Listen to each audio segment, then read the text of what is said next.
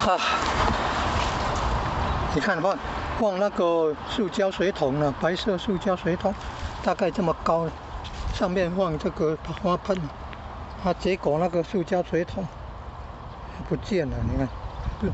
积水了后，水灾积水，大概积到这么高，大概有。塑胶的会漂浮啊，漂浮到，可能往南边还是往西边漂走，水是往西边流的嘛。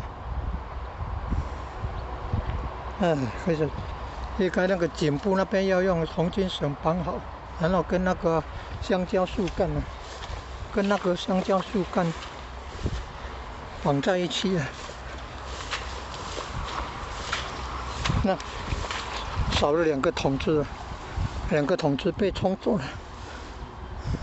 跟那个香蕉树干绑在一起，才不会被冲走。